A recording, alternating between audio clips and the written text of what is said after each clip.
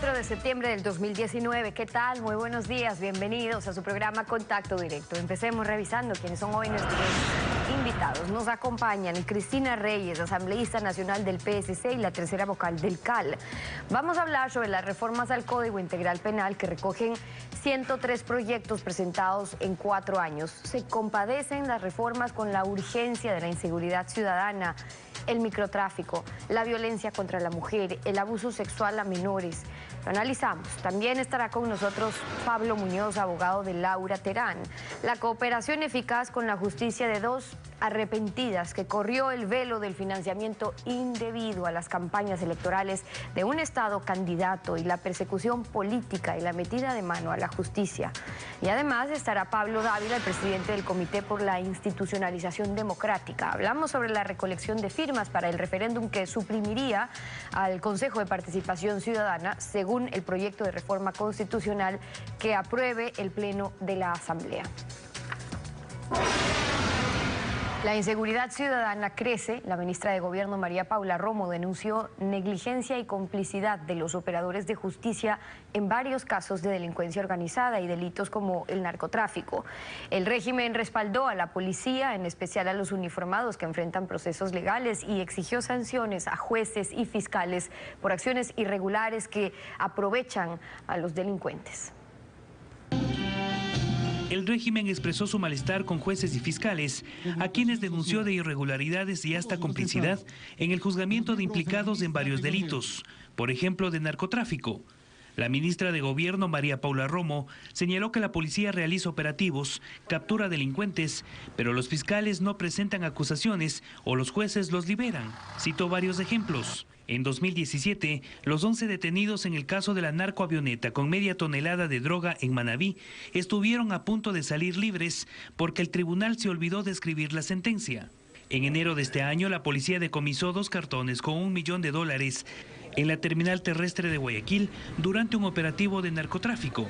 3 personas fueron detenidas, pero un juez ordenó su liberación y la devolución del dinero. Casos en donde jueces, ya sea por indolencia, por complicidad, por miedo tal vez, que resultan inexplicables y que dificultan la tarea de luchar contra el delito.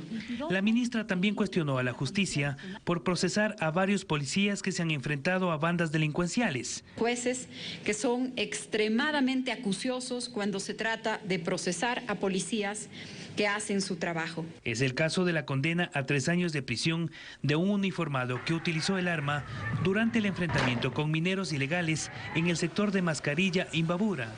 En este caso, la familia del policía, con respaldo del gobierno, solicitará a la Asamblea Nacional la amnistía. Si disparan, están en la cárcel. Si no disparan, cárcel por omisión. O sea, ¿qué mismo con la justicia? El presidente de la República, Lenín Moreno, ofreció el respaldo del gobierno a la Policía Nacional y pidió que se investigue las denuncias de irregularidades. Un hombre de 43 años ha sido detenido, ya lo mencionó también María Paula, 62 veces. Eso significa que fue liberado 62 veces. Es lo que los jueces vuelven a ponerlos en la calle, para que vuelvan a cometer crímenes. Qué pena que haya tanta inconsciencia, tanta indolencia. Este pedido del régimen coincide en pleno proceso de evaluación de los jueces de la Corte Nacional de Justicia por parte del Consejo de la Judicatura.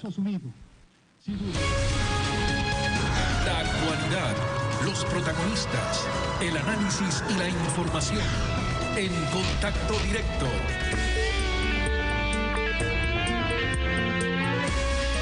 ¿Qué tal, Alfredo? Buen día, ¿cómo te va? Muy bien, buenos días, Steffi. Buen día a todos. Está previsto que la Asamblea Nacional reanude el segundo debate de las reformas al COIP. La inseguridad ciudadana, la lenidad de los jueces, la violencia contra la mujer, la violación de menores y el microtráfico galopante agobian a la ciudadanía. Pero los legisladores han encontrado espacio para el retardo del proyecto y el nuevo delito de violación a mascotas. Cristina Reyes, asambleísta nacional del PSC, integrante del CAL. Buen día, bienvenida a Contacto Directo. Doctor Benorgotti, buenos días, un saludo para la ciudadanía. Efectivamente hay urgencias que se han quedado postergadas, no solo por la Asamblea, también por este gobierno, que por goleada la delincuencia le está ganando el partido y las consecuencias son absolutamente fatales, porque cuando roban, matan, asaltan, violan a las personas del Ecuador que no pueden ir ni a la misa tranquilos, lo hacen, la delincuencia actúa y ganando por goleada porque viven en un país donde el gobierno es impávido, lento y no ve a la seguridad ciudadana como un plan integral. Pero lo que Usted se menciona nota las reformas al COIP. que el gobierno actúa de acuerdo a las leyes que existen y esas leyes son favorables a los delincuentes avesados. Las reformas incluyen 4 veces y media el alfabeto, 103 proyectos de ley presentados desde 2015, que comprende incluso la violación a perros y gatos. ¿Cómo usted consigue este proyecto? ¿Se compadece de los problemas urgentes que usted señala que ofenden a la sociedad? Vamos por partes. A cada uno de los actores políticos y de gobierno le corresponde una parte de la responsabilidad. Asumimos la nuestra. ¿Qué ha hecho la 6, Madera de Guerrero, el exalcalde Jaime Nebot con el Consejo Cantonal de Guayaquil, los legisladores de nuestro bloque y 81 legisladores que también firmamos un proyecto contra la inseguridad ciudadana hace más de 1 año y medio, con reformas que abordan las no permitir medidas sustitutivas a la prisión preventiva en casos de robo, secuestro, violación, de violencia contra las mujeres. Por ejemplo, usted vio en los reportajes respecto al miedo de la policía para actuar, y ahí sí compete al gobierno, la falta de equipamiento, capacitación y depuración de la policía. Pero, por ejemplo, estamos proponiendo una reforma para que un policía que ha actuado en el ejercicio de sus funciones no vaya a la cárcel cuando hay algo que debe investigarse, no se le aplique la prisión preventiva, que los jueces no le aplican a los delincuentes, pero que sí se lo quieren aplicar a los policías. Entonces, sí, usted menciona, hay reformas del maltrato animal, hay reformas para la lucha contra la delincuencia, pero las reformas de la Ley de Seguridad Ciudadana las propusimos hace más de 1 año y medio, que no se han procesado con la diligencia del caso. La ex candidata presidencial Cynthia Viteri entregó al presidente Lenín Moreno hace 3 años un proyecto de reformas al COIP cuando el presidente públicamente inició el diálogo con la oposición. Jaime Nebot, líder del PCC, hace 1 año y medio presentó al entonces presidente de la Asamblea, José Serrano, otro proyecto de reformas al COIP. Ninguno de los dos ha sido aprobado. El proyecto de reformas en segundo debate contiene las propuestas del PSC. ¿El PSC continuará en su actitud amistosa con el gobierno pese a estas críticas? Mire, el combatir a la delincuencia, ponernos del lado de las víctimas para proteger a los ciudadanos ecuatorianos, no traspasa el tema de las amistades con quien sea. Eso es de lo de menos. Al pueblo, a nuestro pueblo no le interesa ese tema.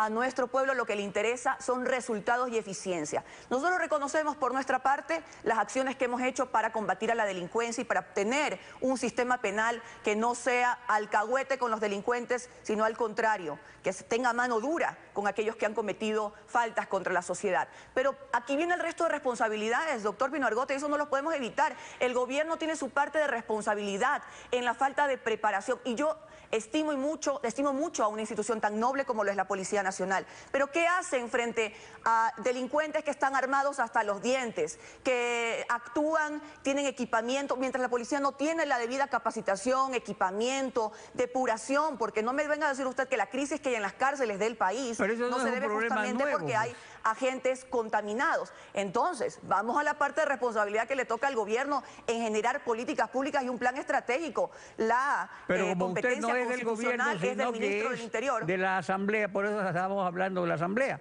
El acuerdo Más Seguridad, firmado por la alcaldesa Cynthia Viteri con María Paula Romo, ministra de Gobierno, al cual han adherido el Consejo de la Judicatura, la Corte Nacional y la Fiscalía, contempla reformas al COIP.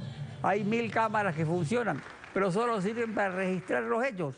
Se han incluido las propuestas del PCC en el proyecto o las legisladoras de Alianza País, que ese es el problema, no el gobierno, las siguen considerando despectivamente como populismo penal. Suma de acciones para preservar la seguridad ciudadana. Allá esos legisladores y serán señalados cuando no entiendan la magnitud del problema. Mire usted, Guayaquil levantó su voz, algunos a regañadientes firmaron ese acuerdo de entendimiento que es por la seguridad de los ciudadanos.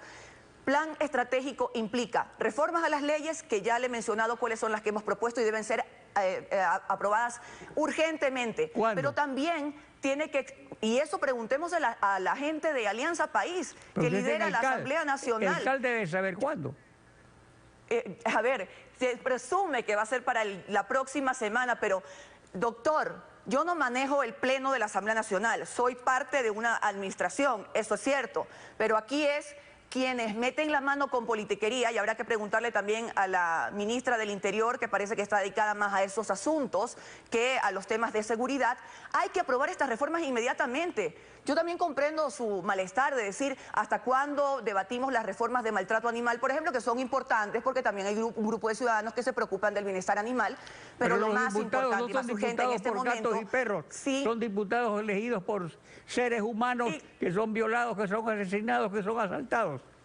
Y yo no menosprecio esos temas, pero comparto con usted que la urgencia en este momento es velar por la vida, la seguridad, la integridad, las propiedades de los ciudadanos ecuatorianos, quienes malandros, delincuentes, porque creo que sienten que viven en un sistema garantista. Déjeme concluir también con lo que es necesario hacer, además de la reforma a las leyes, del trabajo... Ejemplo, ¿qué hay en el proyecto para impedir la expansión del microtráfico?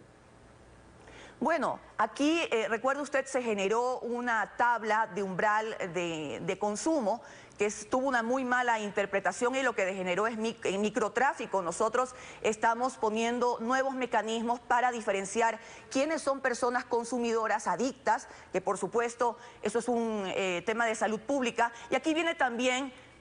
Se lo digo con toda honestidad, porque usted, y está muy bien que que nos preocupemos por los temas legislativos. De nada servirá poner estos mecanismos cuando tenemos una permisividad por parte del gobierno en el sentido de no preocuparse de las personas adictas en este país. No hay planes de prevención, no hay planes de rehabilitación. Mire usted que Guayaquil levantó la voz en el plan Más Seguridad y también ha puesto toda una red de tecnología, de equipamiento conectada con el ECO 911 para poder prevenir. ¿Qué hay en el proyecto, como le digo, nuevos mecanismos para poder determinar quiénes son adictos y quiénes son microtraficantes que han aprovechado esto de la tabla. No en sí misma la tabla es la única culpable de la proliferación de las drogas y de la adicción en el Ecuador. Eso es cierto. También aquí hay un gran problema de narcotráfico, microtráfico y falta de control de parte de las autoridades.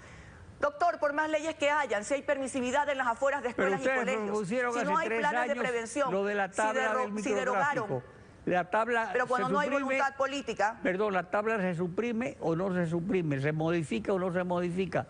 ¿Qué hay sobre eso en el proyecto? Bueno, la idea es que la tabla se elimine para generar nuevos mecanismos, como le digo, para determinar quiénes son. Y además tenemos que hacer una especie de censo en el país. Pero eso no ¿Quiénes son las personas que están adictas a la... Esas son políticas públicas que tiene que implementar el gobierno. Pero esa es una idea de los legisladores, pero no está en el proyecto. El proyecto es muy completo y abarca todos estos temas que le estoy diciendo. Aquí el tema nuevamente es, necesitamos actuar articuladamente. Poder legislativo, el gobierno nacional, la Policía Nacional tiene que estar correctamente equipada y capacitada para actuar contra el crimen organizado y contra los delitos. Evaluación permanente a jueces y fiscales, que a veces parece que están del lado de los delincuentes y no de las víctimas. Y sí, no criticar, sino avanzar juntos. Los gobiernos autónomos descentralizados, la empresa privada, incluso los ciudadanos, como ocurrió en Colombia, en el plan de cuadrantes entre policías y los líderes barriales y los ciudadanos de a pie, que están hartos que les roben y que los maten, y que están hartos de los problemas de los políticos y de la politiquería. Ellos lo que quieren son acciones estratégicas. Nosotros haremos nuestro trabajo, lo estamos haciendo en la Asamblea, y que el gobierno haga lo propio. Cambiará si se descorreiza la justicia, cambiando jueces, que eso es lo que quieren aparentemente, o fortaleciendo a la Administración de Justicia. ¿Y cómo se la fortalece? La Administración de Justicia tiene que ser ágil, independiente, tiene que haber una escuela de jueces, que entren las mejores personas, no por padrinazgos políticos. Esa evaluación permanente debe ser a su trabajo. Yo recuerdo muy respetuosamente a la presidenta del Consejo de la Judicatura que hay muchísimas denuncias contra jueces y fiscales por presuntamente no haber cumplido su trabajo, por haber faltado algunas de las faltas establecidas en el Código Orgánico de la Función Judicial. y no se hace nada. Entonces, esos jueces y fiscales que liberan a los delincuentes cuando les entregan, los agarran con las manos en la masa, con todos los elementos de convicción del cometimiento de un delito, esos jueces y fiscales tienen que no solo ser separados de la función judicial, sino que tienen que ir a la cárcel. En efecto, y eso es responsabilidad del Consejo de la Judicatura. Cristina Reyes, gracias por acompañarnos en Contacto Directo. A usted, doctor, gracias. Estefi. Vamos a una pausa y cuando regresemos estará Pablo Muñoz, abogado de Laura Terán. Hablamos sobre la cooperación eficaz con la justicia que revela el financiamiento indebido de las campañas electorales de Alianza País y sus gastos de bolsillo en meter la mano a la justicia. Regresamos.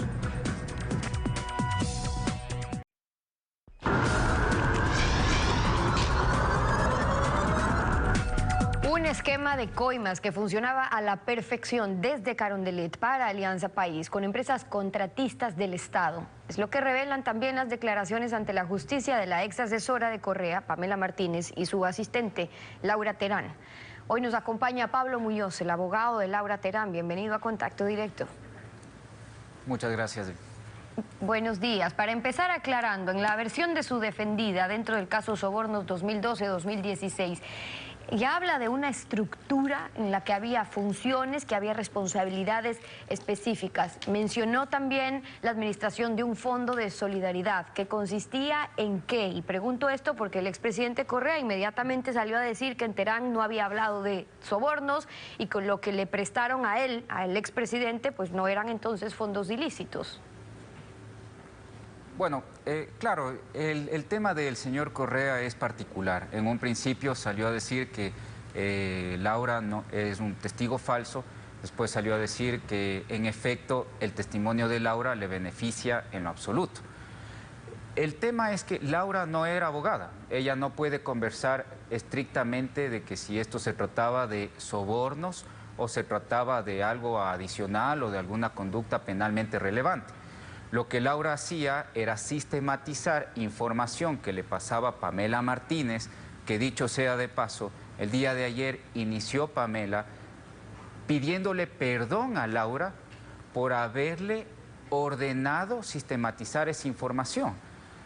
Entonces, no cabe duda de que Laura Terán, en efecto, desconocía por completo el fondo de esta sistematización. Laura realiza la sistematización única y exclusivamente bajo órdenes estrictas de Pamela, que ahora sabemos, Pamela Martínez, recibía estas órdenes del señor Correa y del señor Glass. Y dentro de toda esta sistematización, Laura logra concebir que había una estructura en la cual había gestores que conversaban directamente con las empresas y llevaban las empresas para estos aportes, ahora Fiscalía lo ha denominado sobornos, y había beneficiarios. Dentro de estos beneficiarios había beneficiarios electorales, que eran los que estaban estrictamente dentro de las campañas electorales, y otros beneficiarios como el doctor Mera sobre un asunto que era asuntos jurídicos verdes. Ahora sabemos que es relacionado al caso Chevron. Entonces, Laura, en su testimonio, para hacerlo de una manera, digamos, hasta un poco más didáctica y gráfica para que el tribunal, así como que las partes procesales puedan dilucidar qué rango de responsabilidad podrían potencialmente tener, realiza este gráfico para determinar quiénes eran los ordenantes, quiénes eran gestores y quiénes se beneficiaban de esta gestión. Y obviamente a quienes les utilizaron como mensajeros o emisarios para ir a recoger estos sobres de los cuales estos mismos mensajeros, salvo ciertas excepciones, desconocían al 100% de qué era lo que se trataba. Ahora, unos 2.000 mails se pudieron haber intercambiado entre Pamela Martínez, la ex asesora del presidente Correa, y Laura Terán. Y allí también están, porque no es solo un tema de acordarse años después, sino donde quedaron escritos además los nombres de esos emisarios, los gestores, de esos correos electrónicos. Son finalmente documentos oficiales y son funcionarios públicos. refiriéndose a pagos, a coimas, a sobornos. La Asamblea, por ejemplo, la Comisión de Fiscalización puede solicitar a la Fiscalía una copia auténtica de todos esos correos electrónicos, de las conversaciones por texto, los chats que se hayan cruzado. Sobre eso, ¿nada se ha hecho aún? A ver, desde el primer día que nosotros cogimos la defensa de Laura, conversamos con ella y le dijimos que la única forma en la cual nosotros podamos seguir en el proceso era diciendo absolutamente toda la verdad. Laura accedió a ello porque en efecto ella desconocía el trasfondo de todo esto. Es dentro del proceso que se da cuenta de lo que realmente estaba pasando. Y parte de ello, parte de esta colaboración, era entregar un correo electrónico personal de Laura, en donde llegaban todos estos informes y toda esta información, de 9.000 correos electrónicos, en los cuales contiene tanto facturas, conversaciones de la doctora Martínez, chats de la misma doctora Martínez, citas con muchos de los empresarios que están ahorita en este momento siendo procesados. Entonces, realmente todo el sustento del testimonio de Laura Terán en el testimonio anticipado ha sido correlacionado documentadamente. Ok, entonces todo eso ya lo entregaron, esa evidencia se entregó, lo que le corresponde a la justicia es solamente ver si lo que dice aquí pasó y verificar, o sea, pruebas sobre las... Porque para que exista una cooperación eficaz, en el caso de lo que se acoge su defendida, no se trata solamente de decir, venir y acusar, sino que en efecto la justicia o el fiscal pueda evidenciar que lo que se está diciendo es cierto para que se pueda acoger, no es que se acoge cualquier testimonio. Entonces, de lo que Laura Terán ha revelado ya, de la información que ha presentado, de los correos electrónicos, ¿se ha avanzado o para conocer que en efecto se trata de pruebas sobre lo que ella está diciendo? Cada palabra que dijo Laura Terán en su testimonio anticipado ha sido correlacionada y concatenada con documentos físicos y han sido entregados estos documentos a Fiscalía. Fiscalía ha realizado las pericias y experticias pertinentes respecto al mail de Laura Terán. Y ahora, obviamente, también lo ratifican los archivos encontrados por Fiscalía en las computadoras de la Presidencia y de la Corte Constitucional. Es decir, Laura Terán, cada palabra de su testimonio la ha ratificado a través de la documentación que había sido ya entregada previamente a Fiscalía como parte de una colaboración, no una cooperación, que es algo que nosotros aún estamos evaluando con Fiscalía para los términos correspondientes. ¿Cuáles serían las diferencias? En el sentido de lo que ustedes están analizando para... ¿Correcto? Que Laura ha colaborado sin la percepción de un beneficio. Ella no ha perseguido un beneficio por parte de la justicia. La cooperación persigue un beneficio, beneficiarse a través de la información que tú otorgas, si en el defecto de que haya una pena con sentencia. Para Laura ha quedado muy clara y para nosotros también. Ella es inocente, se ha mantenido esa postura. El día de ayer, la doctora Pamela Martínez ha ratificado la inocencia de Laura. Bueno, lo que ha dicho es que le pidió perdón por lo que ella le solicitaba, pero lo que ustedes dicen es que ella no sabía lo que ocurría. Ahora, el nombre de los archivos, ¿no? Para las elecciones seccionales, para el uno, para el otro, los fondos, quienes pagaban, tampoco es tan difícil darse cuenta de qué están hablando. ¿Cómo no se daba cuenta lo que pasaba? Bueno, lo que pasa es que hay que diferenciar dos cosas. Una cosa es ver para qué se trataba y otra cosa es establecer que eso era producto de una conducta delictiva. Estamos hablando de aportaciones del al presidente de la República.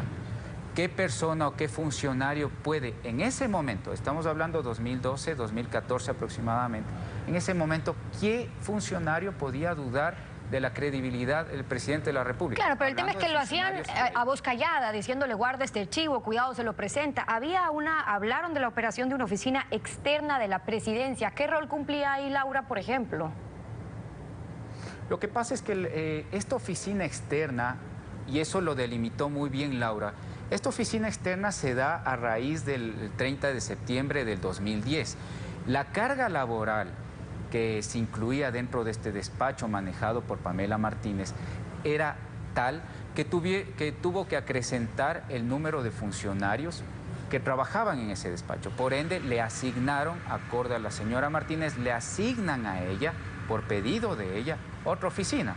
Es decir, para Laura, esa oficina siempre fue una mera extensión de lo que tenía en el despacho en el edificio de la Unión. Desconocía por completo. Pamela Martínez ayer dijo que el expresidente la llamó a preguntar si ella ya había desaparecido el archivo que contenía toda esta información, y que eso ocurrió después de la consulta popular, y que ella sí lo desapareció, que lo había metido en un vaso de agua, etcétera, pero que anotó lo que recordaba. En el caso de Laura Terán, todos los archivos, ¿por qué no desaparecieron? ¿O qué pasó con ella? Bueno, todos estos archivos se encontraban en un correo electrónico que Laura realmente casi nunca utilizaba. Este correo electrónico lo crea Laura en el 2009 aproximadamente, producto de una otra disposición. A la señora Martínez le gustaba que una sola persona mantenga toda la información que manejaba el despacho. ¿Por qué? Porque muchas veces, a cualquier hora, cualquier día de la semana, ella solicitaba esta información y le solicitaba a Laura. Entonces Laura lo único que hacía era reenviarle la información. Esa información se quedó. Habría que preguntarle bien a Laura por qué razones o por qué motivo jamás eliminó o jamás buscó qué información había en ese mail específicamente. Pablo Muñoz, el abogado de Laura Terán, acompañándonos hoy en Contacto Directo. Gracias por haber estado con nosotros. Muchas gracias a ustedes. Vamos a una pausa. Cuando regresamos, buenos días también, estará con nosotros Pablo Dávila, el presidente del Comité por la Institucionalización, y hablaremos sobre la recolección de firmas para un referéndum a reforma constitucional que suprimiría el Consejo de Participación Ciudadana. Pausa y volvemos con eso. No se vaya. Una vez que la Corte Constitucional lo autorizó, el CNE entregó los formularios de recolección de firmas al Comité por la Institucionalización para el referéndum que debe aprobar como reforma parcial a la Constitución la supresión del Consejo de Participación Ciudadana y la creación del Senado. Pablo Dávila, coordinador del Comité por la Institucionalización Democrática. Buen día, bienvenido a Contacto Directo. Buenos días, Alfredo. Gracias por la invitación. ¿Cuándo empiezan a recoger las firmas? Hacemos un lanzamiento generalizado de una campaña nacional el día de mañana jueves. Estos días hemos estado terminando de coordinar la presencia de las brigadas y de los voluntarios en las diferentes provincias del país, principalmente en aquellas ciudades que tienen mayor presencia poblacional en la integración del padrón electoral, por supuesto. Y con todo ello lanzaremos la campaña mañana, y lo que estamos haciendo ahora es, por supuesto, una invitación general a todos los ciudadanos que crean en esta propuesta para que participen, firmen y apoyen la iniciativa para que llegue lo más pronto a la Asamblea Nacional. La Asamblea Nacional, ahí está el problema, porque hay otras firmas que hacen candado. Según el artículo 442 de la Constitución, el Pleno de la Asamblea debe aprobar la propuesta de reforma del Comité. ¿Confían en su aprobación? ¿No está dividida la Asamblea? Indudablemente, uno de los puntos más importantes del debate de esta propuesta se va a dar en la Asamblea Nacional. Nosotros, en la medida que tengamos el apoyo de los ciudadanos, creemos que vamos a tener en los próximos meses un respaldo muy importante de ecuatorianos que creen en la necesidad de eliminar el Consejo de Participación Ciudadana, pero que creen firmemente también en la necesidad de reestructurar y fortalecer la Asamblea Nacional.